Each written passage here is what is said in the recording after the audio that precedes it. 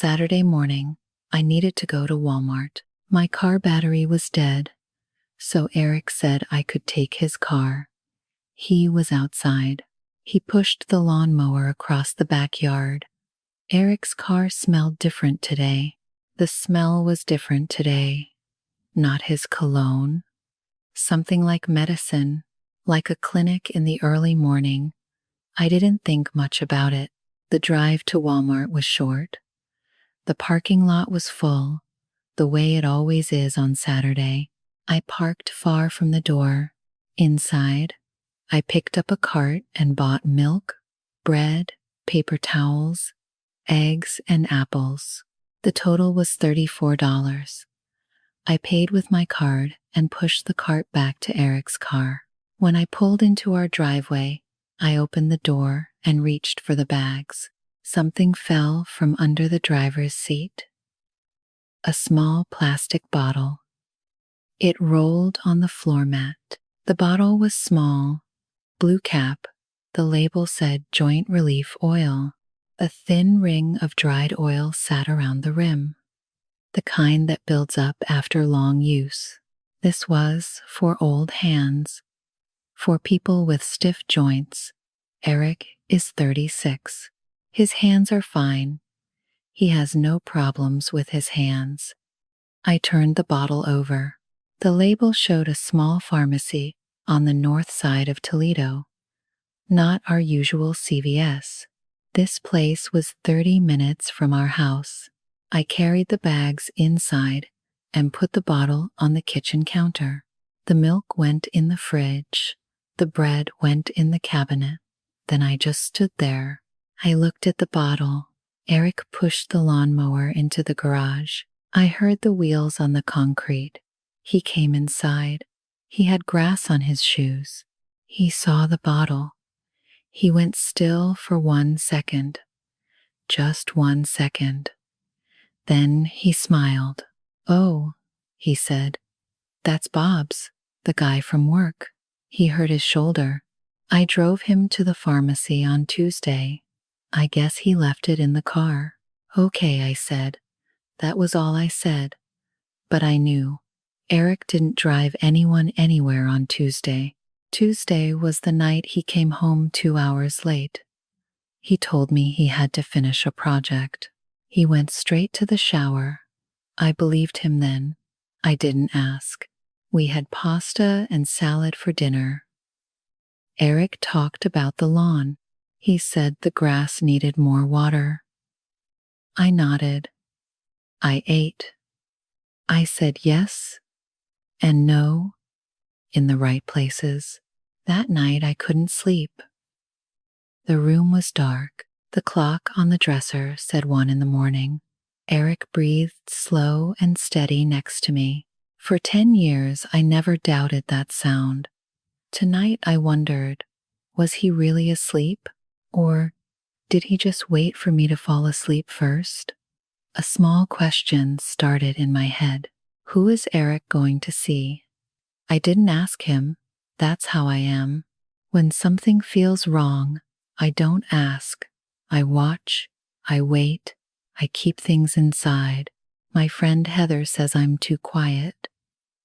2 weeks went by. I started to pay attention to everything. Eric came home from work on a Monday. I stood in the kitchen. "How was work?" I asked. He sat down at the table and took a slice of pizza from the box. "Good," he said. "Long day." That was all he ever said. Every night, "Good. Long day." For 10 years I thought it was just his way. Now I was not sure. I did laundry on Sunday. I sorted the clothes on the bed and picked up Eric's flannel shirt, the dark blue one. There was a hair on the collar, long, gray, slightly curled. I held it up to the light. My hair is brown and short. Eric's hair is black. This hair was not ours. I put the strand on the counter. For a full minute, I just looked at it. Then I threw it in the trash. I didn't say anything to Eric, not even to Heather. I just kept on with the laundry. That evening, Eric took a shower. After he came out, I went into the bathroom and closed the door. The smell was strange. Not our soap, something sharp, like a hospital. I opened the shampoo bottle. It was just as full as last week. Eric did not wash his hair at home. He washed it somewhere else. Eric came home late 3 times that week. Every time he said the same thing, sorry, work. I stopped asking. I started to count. Tuesday, 90 minutes late. Thursday, 2 hours late. Saturday, he left to run errands for 3 hours. He came back with a small paper bag and put it in the garage cabinet. I didn't ask what was in it. That night, Eric took a long shower. He left his phone on the dresser. I picked it up. The pin was my birthday. He never changed it. I opened the phone. No strange messages. No strange photos. No emails I didn't expect. Just one number. Saved under one letter. B. I wrote the number on a piece of paper. I put the phone back. The paper went into my pocket. The next morning, I called the number from the office phone at work. 2 rings. Then a woman's voice. Sycamore Care. This is Donna. I hung up. My hands were cold. At lunch, I searched online. Sycamore Care Toledo. It was a home health service. They sent aids to old people, to people who could not take care of themselves. I read the page twice. I didn't understand. I called Heather that day at lunch. I sat in my car in the clinic parking lot. A Diet Coke sat in the cup holder. I took a sip. I think there's another woman, I said. Heather sighed. Honey, you don't know that yet. I'll find out, I said. I didn't tell her about Sycamore Care. I didn't know what it meant. I didn't want her to talk me out of anything. So I kept it to myself. That night, Eric was in the garage. I went into the kitchen and opened the small drawer next to the fridge. Eric's spare car key was in there. He kept it there in case he lost his main one. I took it out. The key went into my purse. In 10 years, I never did this. I never went behind Eric's back like this. But the gray hair was real. The smell was real. The phone number was real. I stood at the kitchen counter. Both my hands were flat on the stone. I looked at the microwave clock. 11:47 at night. The house was quiet. From the garage came the soft sound of Eric. He moved things around. I stayed there for a long time. I didn't cry. I just stared at the clock until it turned to 11:48. I'm not proud of taking that key. I knew it was wrong. But I told myself one thing. I needed the truth. And Eric did not want to give it to me. Tomorrow was Monday. Eric already told me, I'll be home late tomorrow. I left the dental clinic at 4:30 on Monday. 30 minutes early. I told the office manager I had a headache.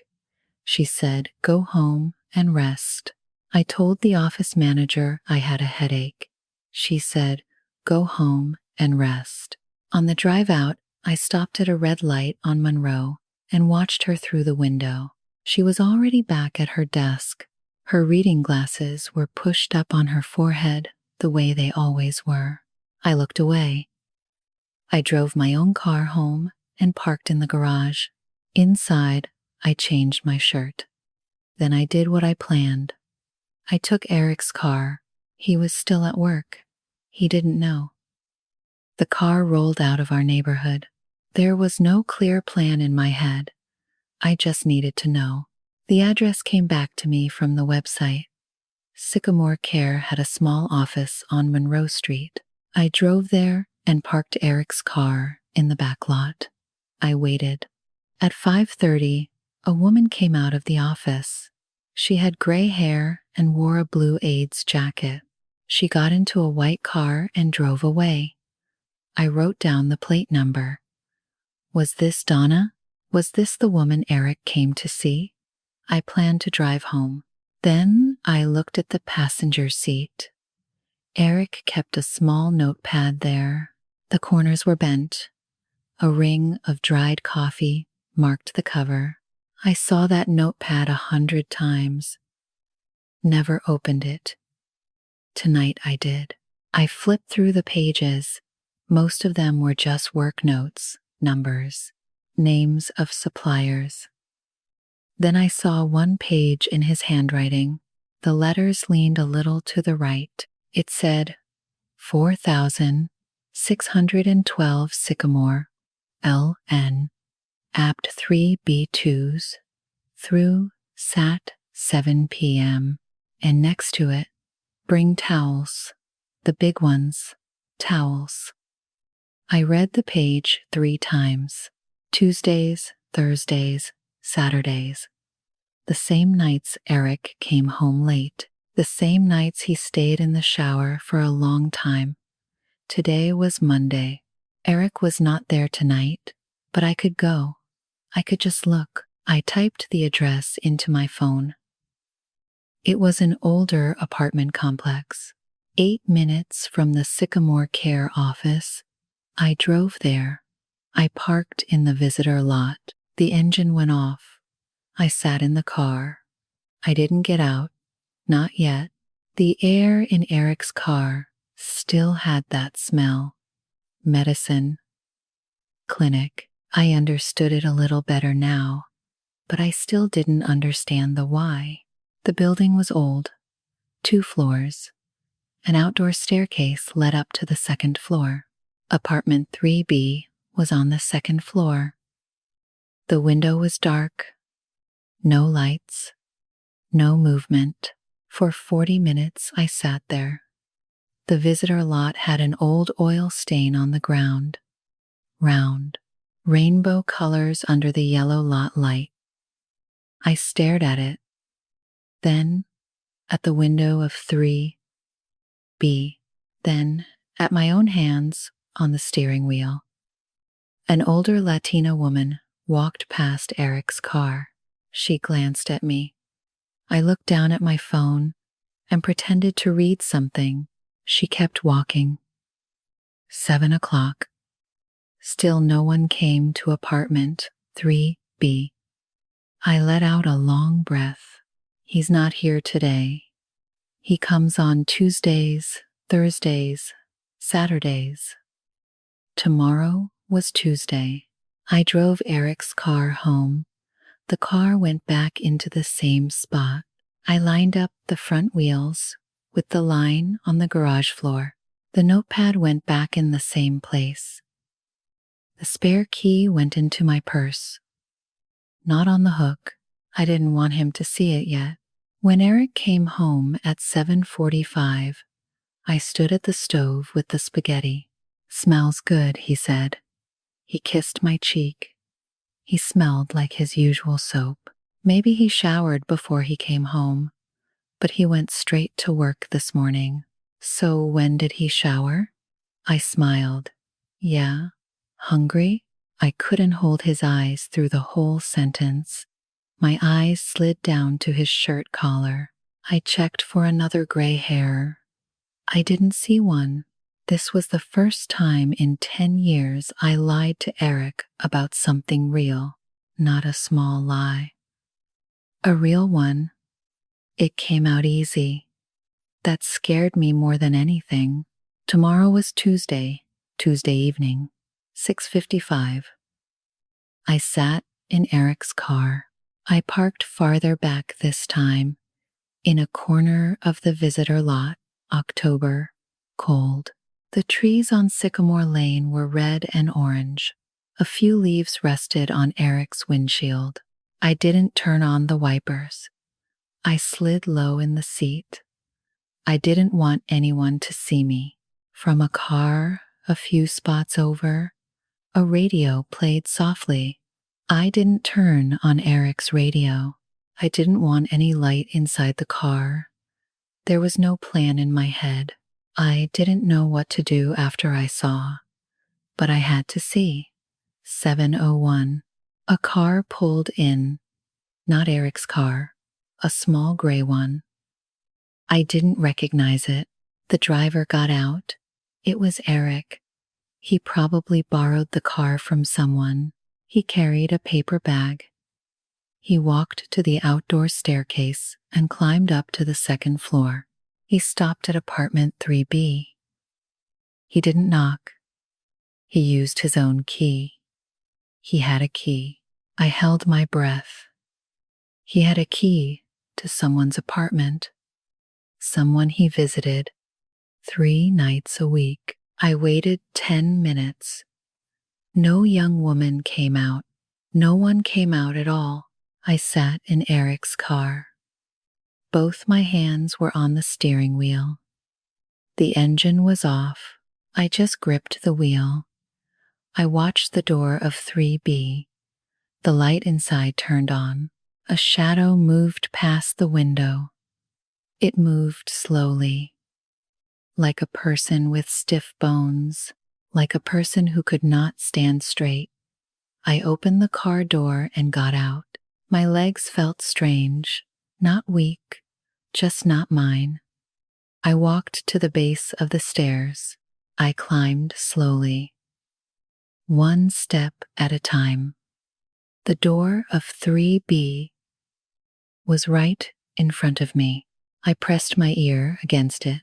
I heard water, a slow sound, with pauses, not a shower, more like water in a basin. Then I heard Eric's voice. His voice was low, gentle, a voice I never heard before.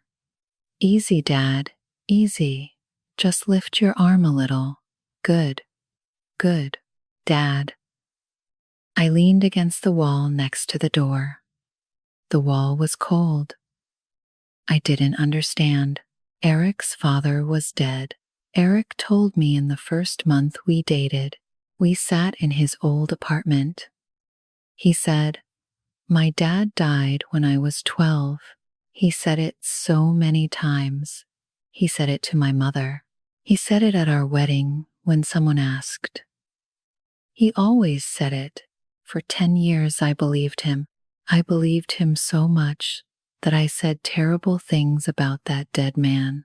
To my mom, last year, I said, 'Thank God he's gone.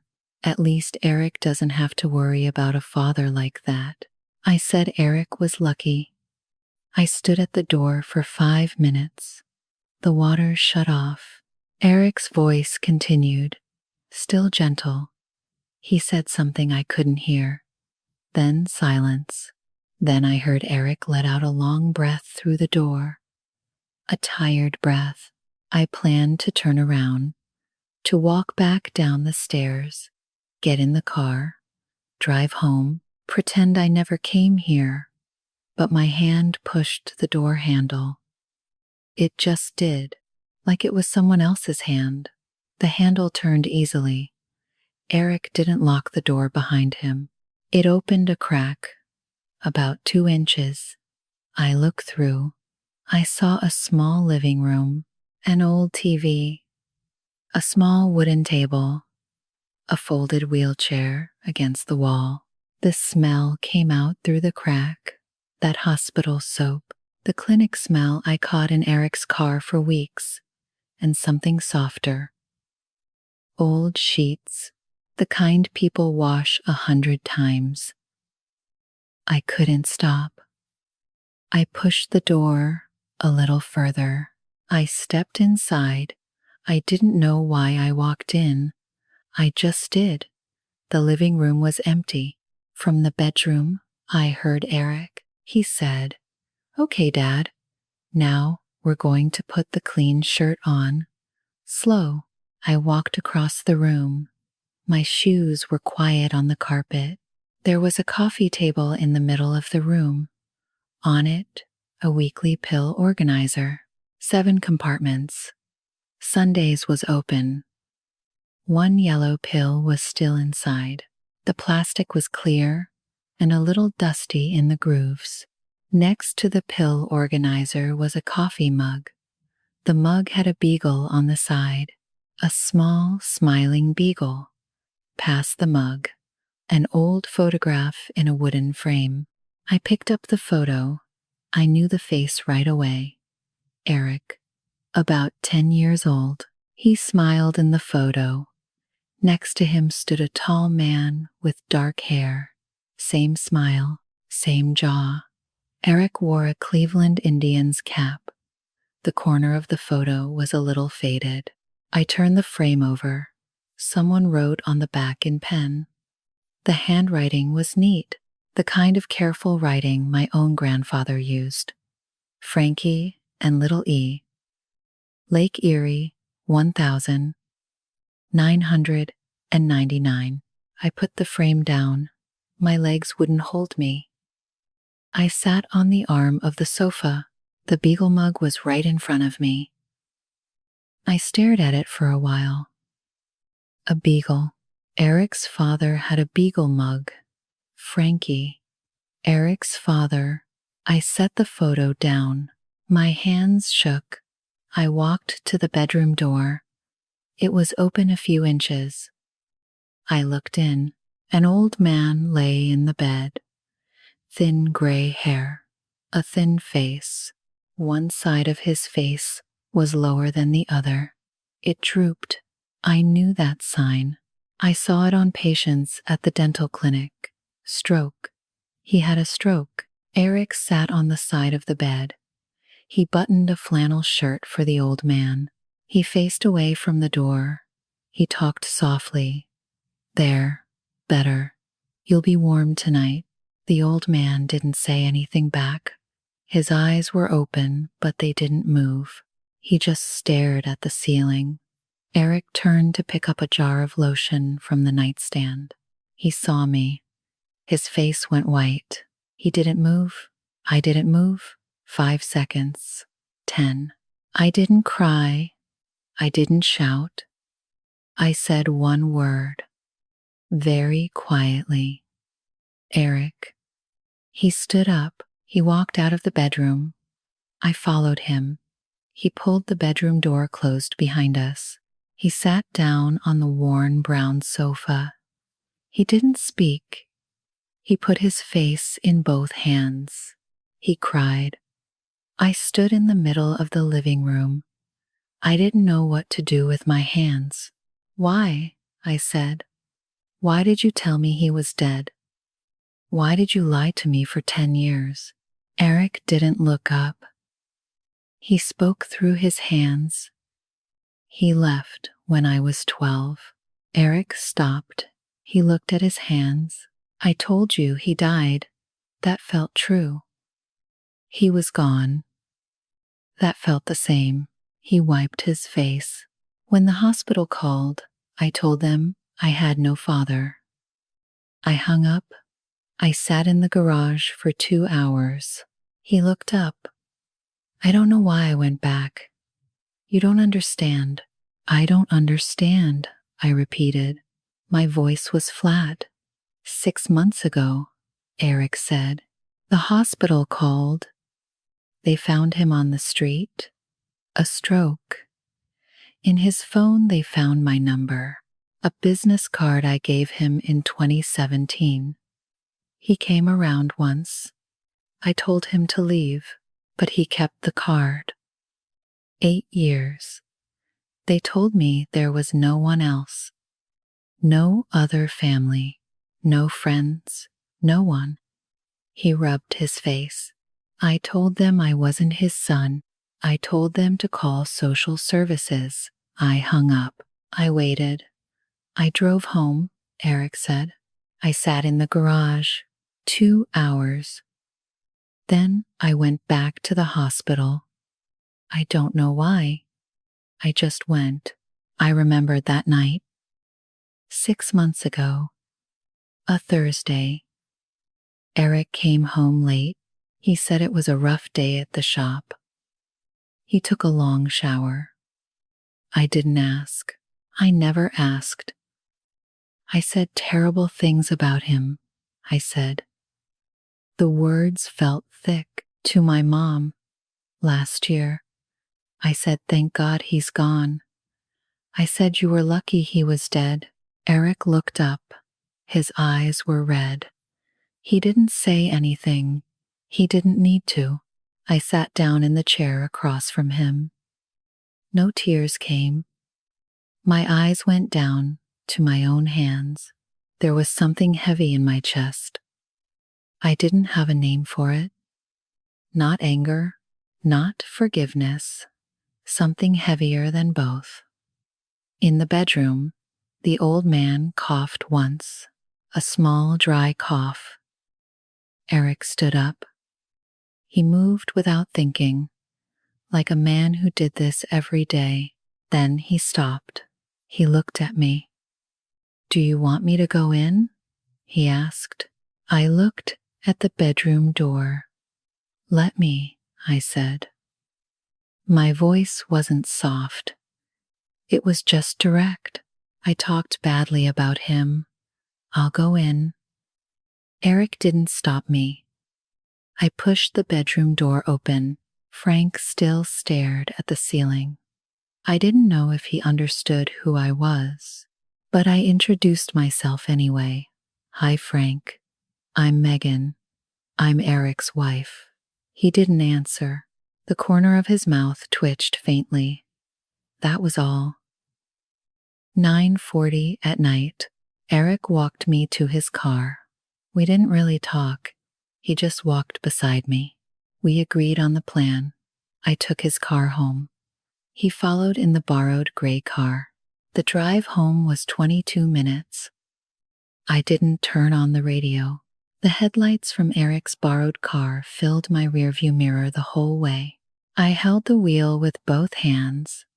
Many things moved through my head at once. Our wedding, the Thanksgiving in our 4th year. Someone asked about Eric's mom. He talked. About his dad, he said nothing. The joke Heather made last year. At least you don't have a father-in-law to deal with. I laughed. When I got to our neighborhood, I didn't pull into the driveway. I parked Eric's car 1 block before our house, along the curb. I turned off the engine. Eric parked behind me. He got out. He walked to my door. You coming in? He asked. 1 minute, I said. He stood outside. October cold. He had no jacket. I watched him through the glass. He looked like the boy in the Lake Erie photo. Something about his jaw. The same jaw as Frank. I got out. I didn't hug him. He didn't move toward me. I will not leave. I said, I will stay. Eric nodded. His eyes were still red. But, I said. I stopped. I tried to find the right words. You hid this for 6 months. 3 times a week you left, and you lied to me. I won't forget that quickly. I know, Eric said, and I won't forgive you right away. I know, and from Thursday on, I will go with you. Every Thursday after work, I will help. He looked up. Not because I love him, I said. I don't know him. I said terrible things about him. I will do it. Because you should not do this alone, Eric cried again. He didn't cover his face this time. We walked inside. I hung Eric's spare key on the hook by the garage door. I took the extra key out of my purse. The one I took in secret. It went on the hook right next to his. I didn't say anything about it. Eric saw it. He didn't say anything either. That night, we didn't share a bed. Eric went to sleep on the sofa. I didn't ask him to. He went on his own. I didn't call him back. I lay in the big bed alone. I stared at the ceiling. Frank lay in a bed too. He stared at a different ceiling in apartment 3B on Sycamore Lane. Alone, two ceilings, two kinds of alone. I didn't cry. I felt no lighter, no stronger, just tired. A clean kind of tired. The next morning, I got up at 6:15, the same as every day. I made coffee for two. The coffee maker hissed. The kitchen smelled like the dark roast Eric likes. Eric was already awake on the sofa. His flannel shirt from the night before lay over the back of the cushion. The collar was creased in the spot where Frank rested his head. Eric sat up when he heard the machine. He didn't say anything. I poured two mugs and set one in front of him. My own went to the kitchen table. Thursday, I said. After work. I will go with you. Okay, Eric said. I took a sip. The coffee was still a little too hot. I didn't wait for it to cool. Hi everyone, it's me again. I have some comments about this story too. Eric lied for 10 years, right? About his own dad being dead. That's a lot. But here's the thing, I don't hate him for it. I really don't. His dad left when he was 12. That hurts. People shut doors when they get hurt. But what got me though? The beagle mug. Did you catch that small detail? Frank kept it. After all those years, that broke me. I'm not gonna lie. I think Megan handled this better than I would. Honestly, if my husband lied to me for 10 years, 3 nights a week, I'd be so mad. Like really mad. Megan just said, I will stay. Calm, quiet. Who does that? I have a friend who took care of her mom after a stroke. 3 years, alone. So I know how heavy that bedroom feels. Eric carried this by himself for 6 months. That part hit me hard. Now I want to hear from you. Be honest. Would you go with Eric on Thursdays? Or would you walk away after a lie that big? Tell me below and tell me why. Thank you for watching.